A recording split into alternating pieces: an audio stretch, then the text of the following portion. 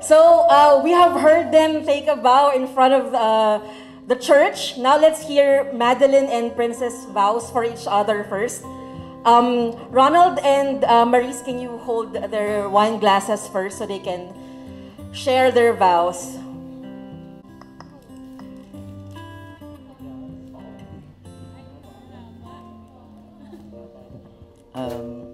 Sensya na po, medyo mahaba po ito, pero kakain na po tayo. Madeline,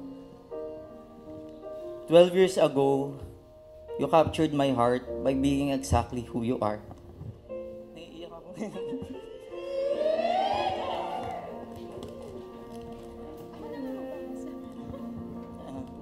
Yung sobrang simple,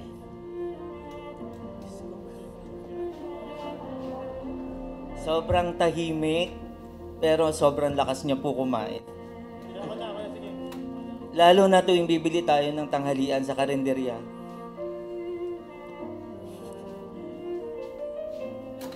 Ikaw na nga. Malapit doon sa may butika, kung saan tayo unang nagkakilala.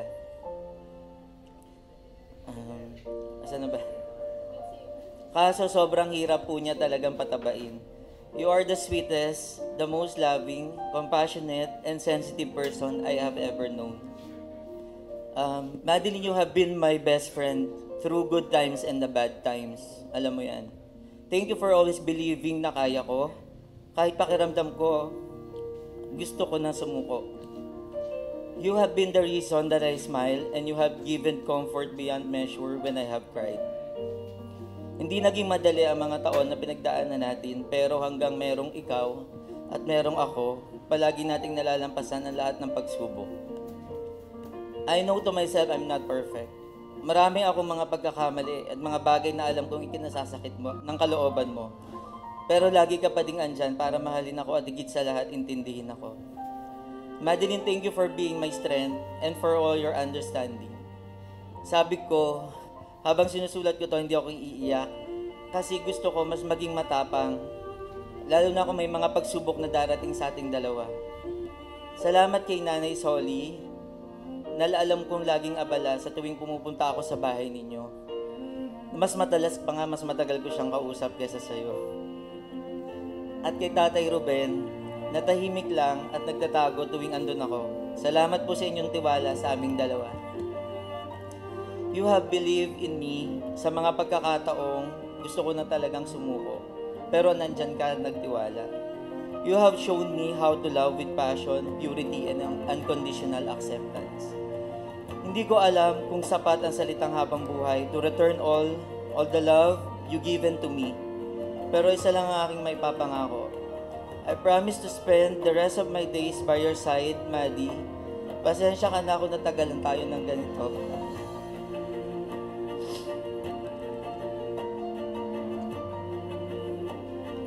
Pero ngayon, nandito na. Sa harap nila at sa harap ng Diyos. At sa lahat ng taong malalapit sa atin. Na lagi nakasuporta at patuloy na nagmamahal sa akin at sa iyo.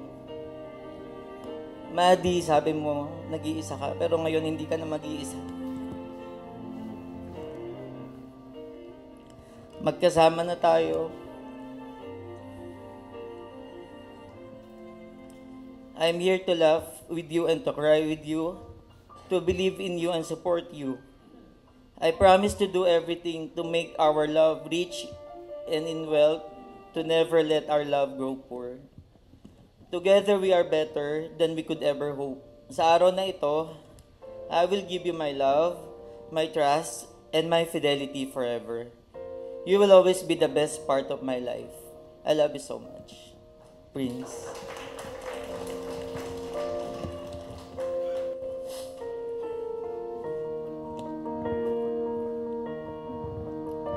Daddy, finally the day has arrived for which both of us have waited for so long. I can still remember the day that we've met. Ang yabang mo sobra. Kainis. Nakakainis ang presko niya sobra. Those are the exact words I've uttered. But I never realized that the man behind that presko impression is the man that I prayed for. I ask Him to give me a man who can truly love and take me as I am. Someone who will always be there to motivate me, encourage, support, and cheer me up to strive for the best. Someone who can be a protector, a buddy, and a lover at the same time. And then I met you. Truly, God gave me you. Our relationship is not perfect, and we've been through a lot of fights. But the love we have for each other makes up for all the small imperfections. And now that we are taking our relationship to the next level, and before we end our journey as boyfriend and girlfriend and start a new journey as husband and wife, I just wanted to say sorry and thank you. Sorry for the times that I doubt and hurt you, and thank you for understanding my crazy antics and weird ideas, and of course for loving me unconditionally. I promise to keep the adventure and spark in our marriage alive, and to always love you, trust you, and respect you. And I promise to keep all my promises. And I cannot wait to begin this amazing journey and fill each other's lives and hearts with happiness and love. All right. Thank you, Prince and Madeline.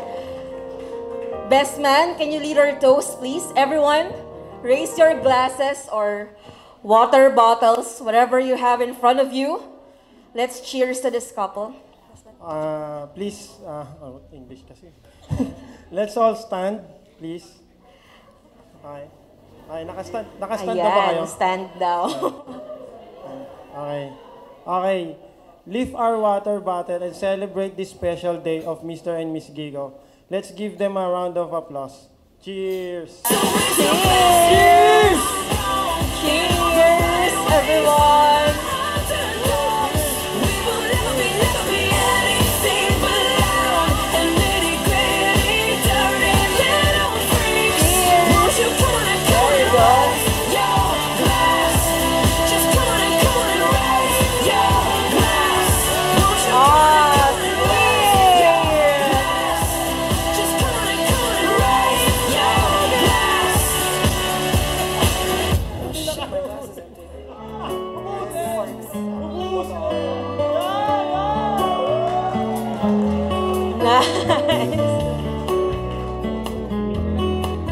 Thanks, everyone. All right.